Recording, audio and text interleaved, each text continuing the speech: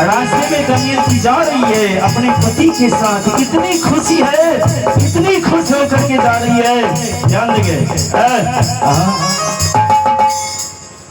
जब बेटी को माँ विदा करती है ना जी, तो बेटी और माता जी दोनों रोती है कि नहीं? माताएं लोग, आप लोग रोते हैं कि नहीं? बेटी जब विदा होती है तो रोती है ना, बेटी रोती है, माँ रोती है, सहेली रोती है, सखी रोती है, सब रोती है। लेकिन यहाँ दमयंती हंसी खुशी से गाते हुए जा रही है। क्यों? क्योंकि उसे मन लायक लड़का मिला है, उसे किसी से कोई मतलब नहीं। और क्या रास्ते में मुश्किल से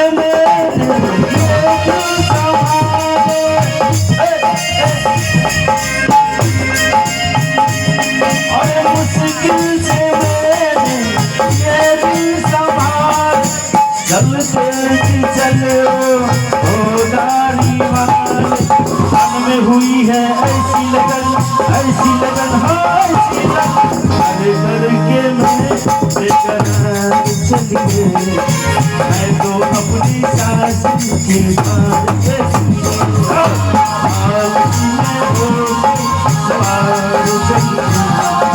मैं तो अपनी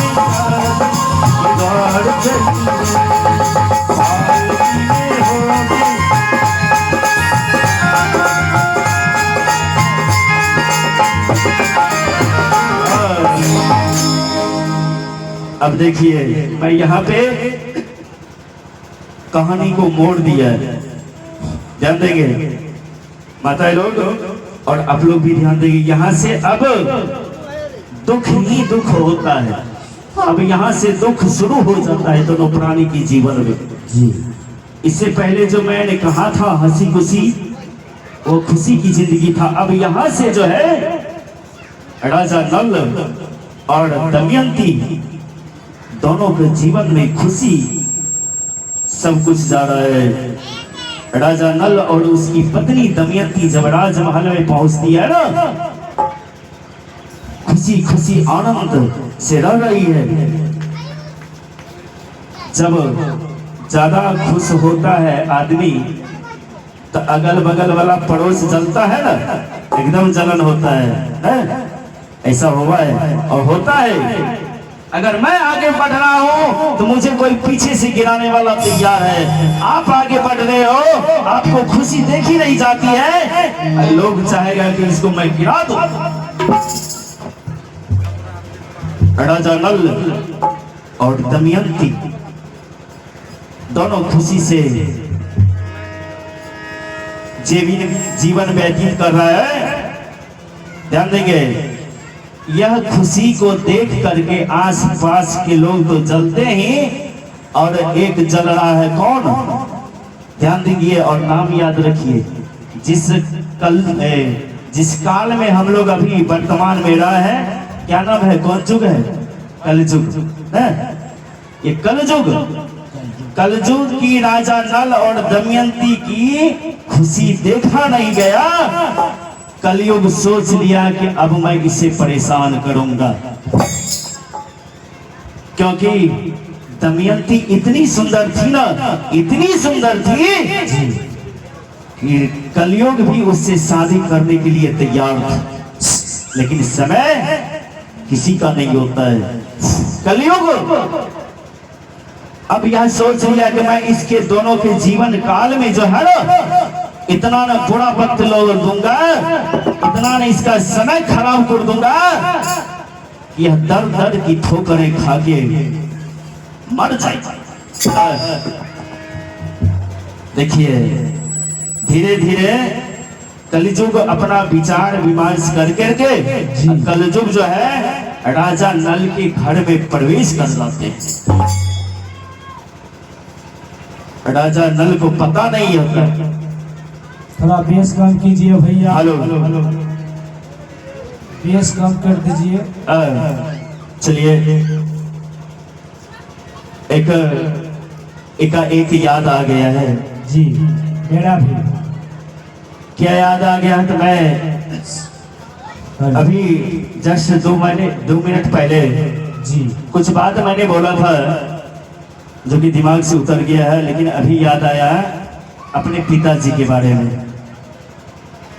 सजनों, माता एवं बहनों, हमारे पिताजी को तो आप लोग सब कोई जानते हैं, सब पहचानते हैं। याद आ गया वह बात, वह गीत आ गया जिस गीत को आज से मैंने 10 साल पहले अपना से बना करके गाया था। कहाँ? बकिया ठकुरबाड़ी, आप जानते होंगे जी। और वहाँ के महंत थे फलहारी बाबा, ध्यान देंगे। वहाँ पे मेरे पिताजी के मरने के बाद मैंने भजन लिखा था, बनाया था और वहाँ गाया था। और आज इस पवित्र पावन ग्राम धरती खड़िता की धरती पर गीत याद आ गया है। बस 2 लाइन मैं अपने पिताजी के बारे में गाने के लिए जा रहा हूँ, फिर मैं जगह पकड़ लूंगा।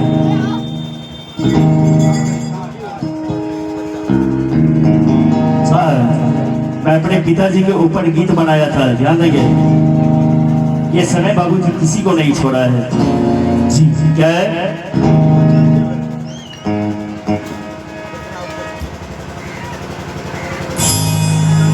और गीता पढ़ के देखो, चाहे पढ़ो वेद पुराण,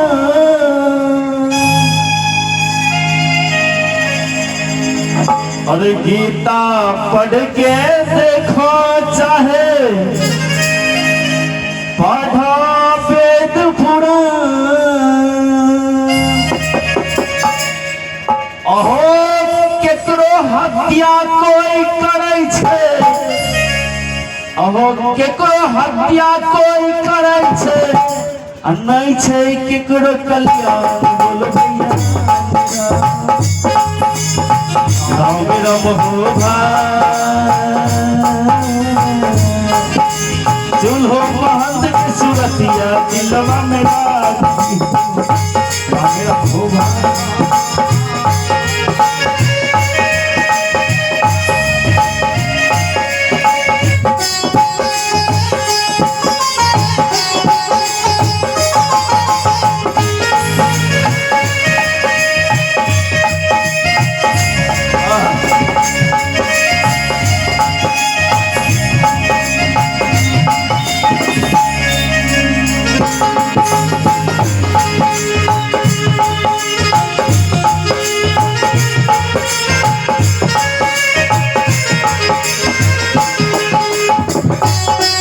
जब आदमी है सजनों,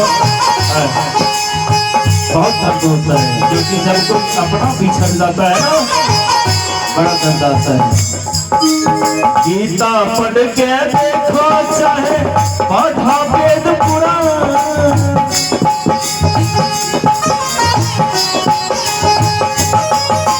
गीता पढ़ के देखो, चाहे पढ़ो वेद पुराण। केकरो हत्या कोई करे छे, केकरो हत्या कोई करे छे, आई छे केकरो कल्याण। बोलो भैया राम राम हो चूल्हो महंत के सूरतिया दिल में राखी हो। राम राम हो चूल्हो महंत के सूरतिया दिल में।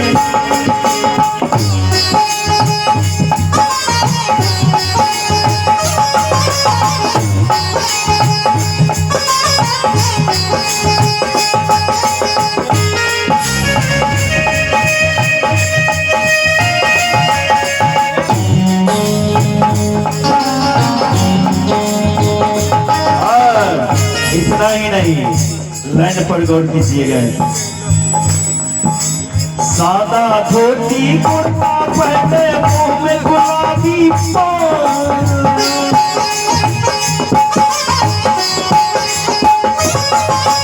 सादा धोती कुर्ता पहने, मुंह में गुलाबी पान।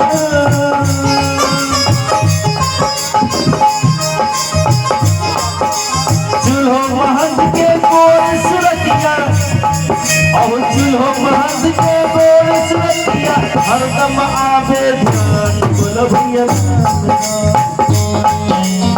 राम राम हो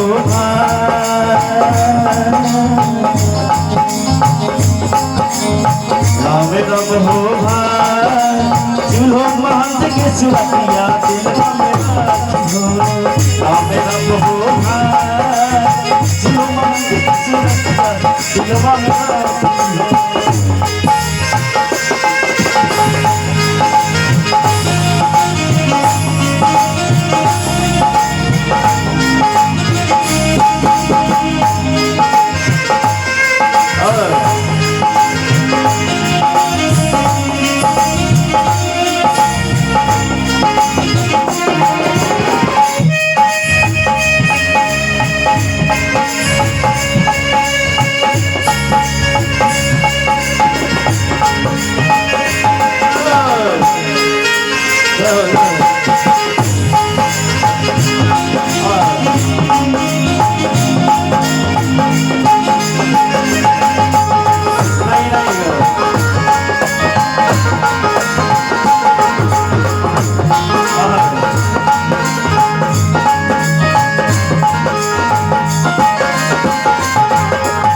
नहीं जाते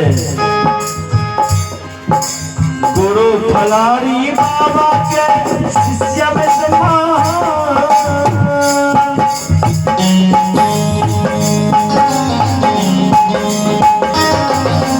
गुरु फलारी शिष्य में सबसे बड़ा गौए गौए भजन गाएंगे गौए गौए भजन गाय के ऊंचा करे राम राम हो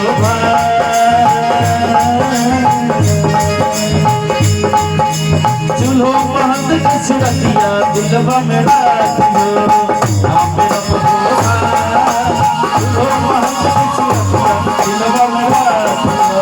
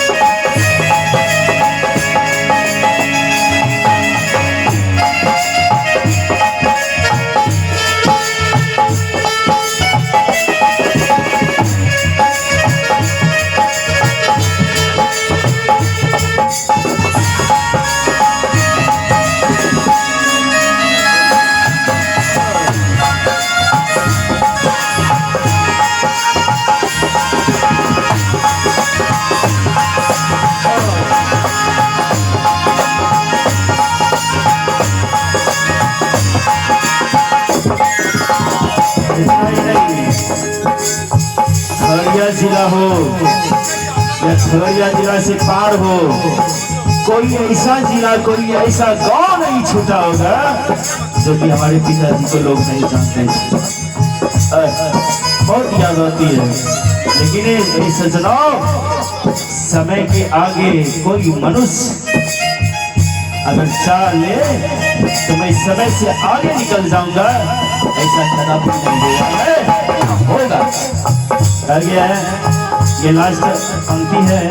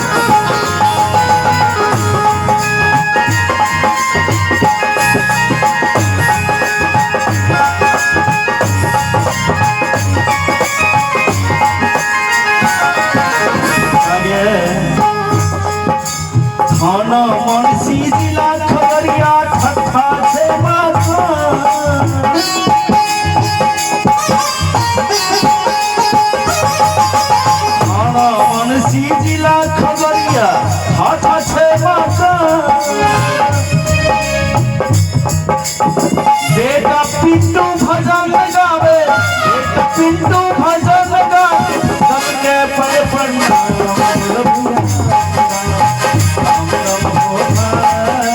सुनो महंत की दिलवा मेरा सुनो राम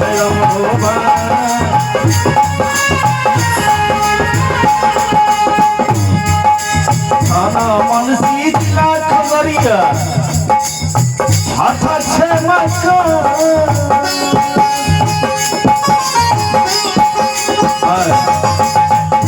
इसमें से ये श्राद्ध का है ना, श्राद्ध और विवाह एक सम्मेलन होता है। इसमें दूर दूर से रिश्तेदार आते हैं, कौन कुटुंब आते हैं, परिवार आते हैं, सब कोई आते हैं।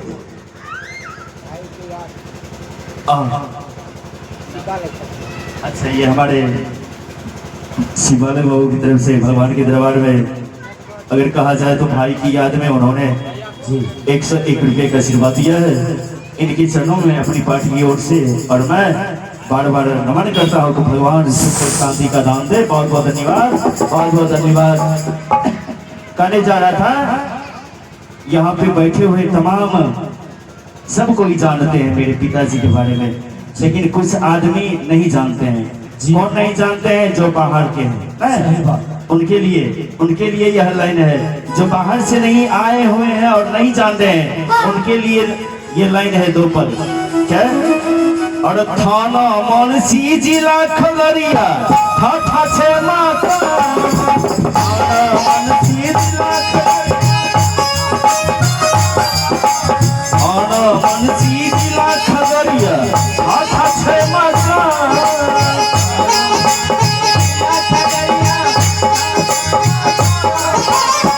बेटा पिंटू भजन गावे, बेटा पिंटू भजन गावे सबके कर प्रणाम बोलो राम सुनो महंत की सुनिया दिलवा में रखियो राम सुनो महंत की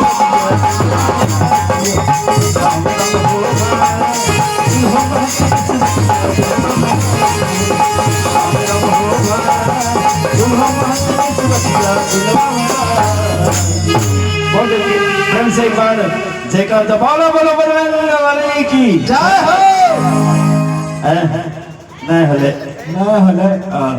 एक बार सबसे प्रार्थना है कि एक बार अपना दोनों हाथ उठाओ, खड़े दोनों हाथ जो उठाएंगे हाथ ऊपर आ जाएंगे सबसे ऊपर। जी सबसे पहले ना। अच्छा, ये हमारे माता लोग की संख्या पुरुष लोग से ज्यादा है ना जी। क्यों? यह कथा जो चल रही है बाबू, यह कथा अब यहाँ फिर से करुण रस शुरू होता है। कहने जाना था, चलिए उधर किधर। कलयुग को बर्दाश्त नहीं हुआ है। वाह।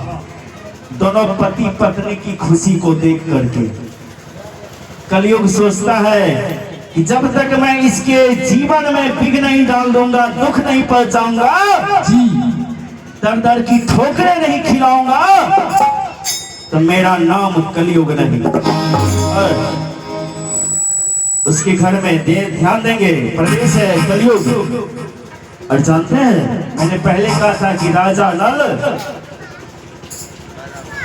धर्मात्मा थे, विचारवान थे, गुणवान थे, ज्ञानवान थे, सब गुण था उनमें।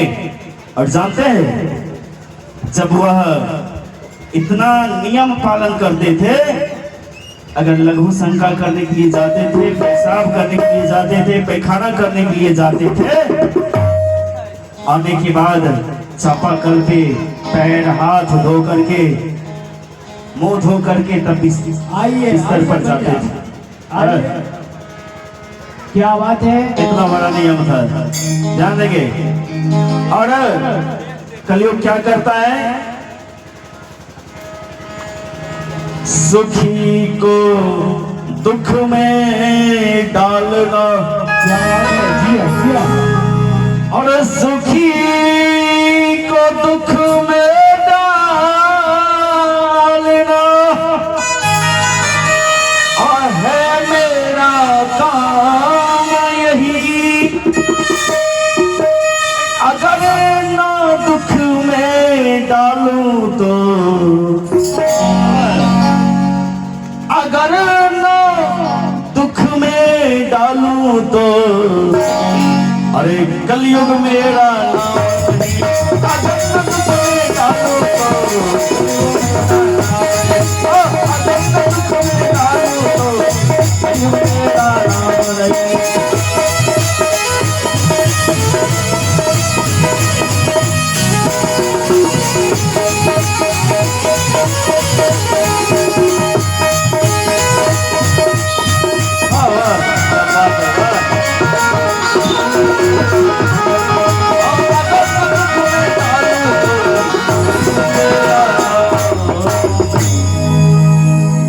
सुख में दुख को डालना है मेरा ये काम यही, अगर ना दुख में डालूं तो कलयुग मेरा नाम नहीं। ए बाबू, यह सोच करके राजा नल के दरबार में जाके छिपे हुए हैं। इस तरह से करते करते 12 बरस बीत गया और 12 बरस के दरमियान में राजा नल को एक पुत्र की प्राप्ति होता है, पुत्री की प्राप्ति होता है। पुत्र का नाम होता है इंद्रसेन और पुत्री का नाम होता है इंद्रसेना। ध्यान देंगे, ये 12 वर्ष के दरमियान में एक दिन की बात है कि राजा नल अपने राजकाज के प्रभाव से इतना न परेशान था, इतना न परेशान था कि रात्रि के, ध्यान देंगे, कलयुग के इंतजार में है। रात्रि के ठीक 12 बजे राजा साहब अपने बिस्तर पर से उठते हैं लघु शंका करने के लिए, पेशाब करने के लिए जी। रात्रि के 12 बजे और जब पेशाब करके जब आते हैं ना, तो राजा साहब यह भूल गया कि हमको हाथ पैर मुंह धोना जी, लाइट लगा दी, भूल गया। और भूल करके अपने बिस्तर पर राजा नल बैठे हुए हैं, यानी कि सोने वाले हैं। तब तक में जी कलयुग को मौका मिल गया, कलयुग जाकर के उसमें समा गया।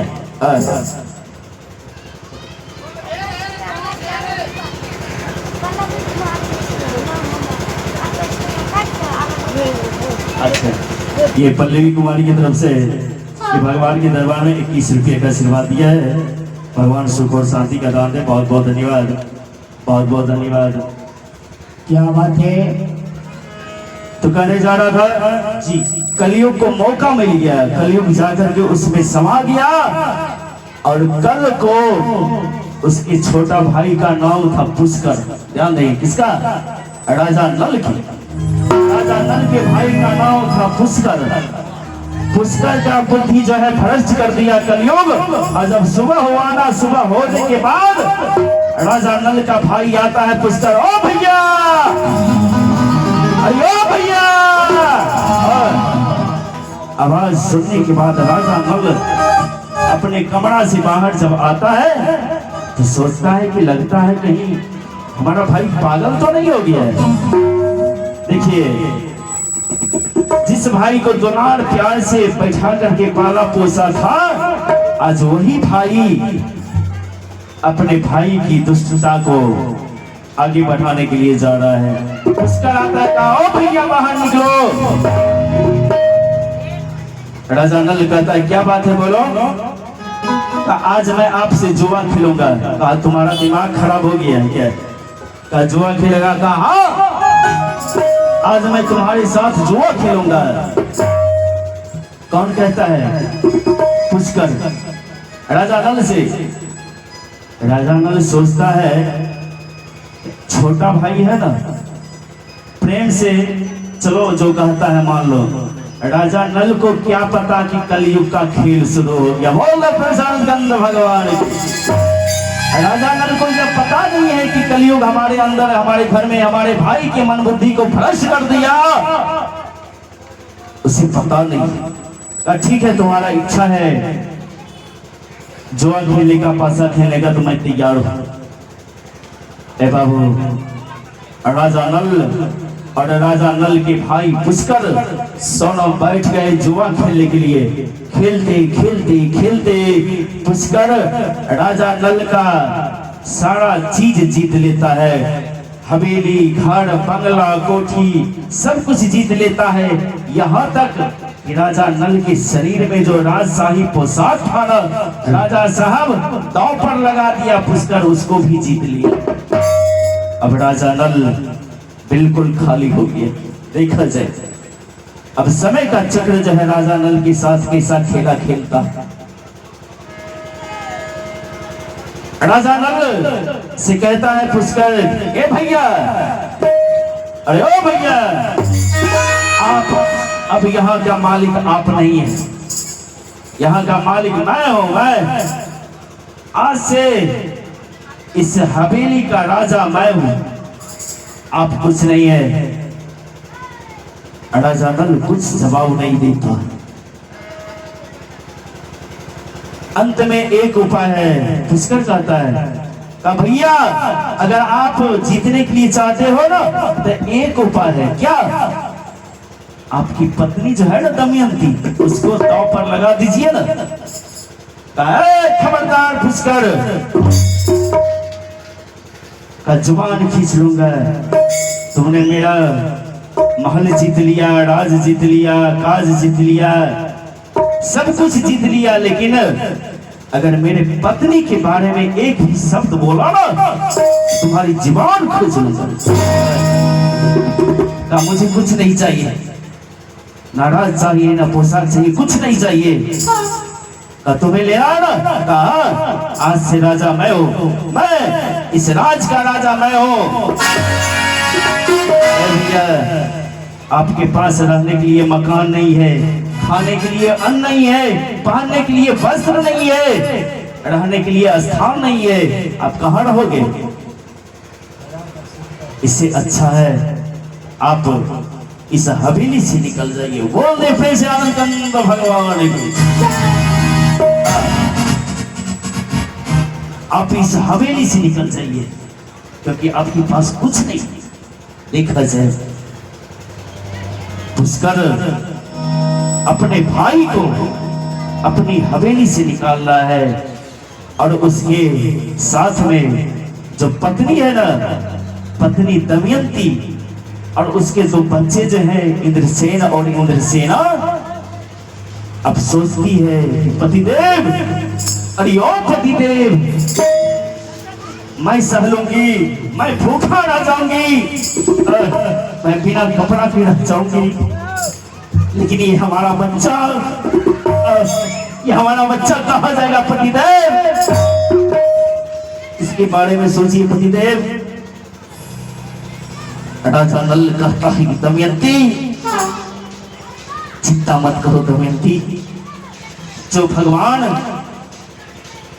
अगर मेरे साथ ऐसा खेल खेला है जी, तो उस भगवान पर भरोसा रखो दमयंती। वही भगवान एक ना एक दिन हमको फिर सुख में आएगा, सुख दे आएगा। का पतिदेव, कहाँ दमयंती, यह मेरा बेटा और बेटी की क्या करो पतिदेव? राजा नल कुछ नहीं कहता है, कुछ नहीं सुनता है, क्योंकि उसे कुछ दिखाई नहीं रहा है। ऐसा लगता है कि उसके आंखों के सामने अंधेरा सा छा गया है। पतिदेव, एक काम करती हूँ, मैं अपने पिता के यहाँ से एक सिपाही को बुलवा लेती हूँ, और दोनों बच्चा को, बेटा और बेटी को मैं अपनी नैयर भेज देती हूँ। उसके बाद मैं आपके साथ चलने को तैयार हो जाती हूँ। कर दीजिए कुर्सी को। संसार के लोगों से आशा न किया करना। क्या बात है। और सब कुछ भगवान के ऊपर छोड़ दिया दमयंती। अपने पिता के यहाँ से एक सिपाही को बुलवाया, अपने पुत्र और पुत्री को भिजवा दिया ननिहाल, और इधर दोनों प्राणी बिना राज शाही वस्त्र पहने हवेली से निकल जाता है। राजा नल निकल जाता है, उसकी पत्नी निकलती है, और दोनों प्राणी भगवान को याद करते हुए देखा जाए।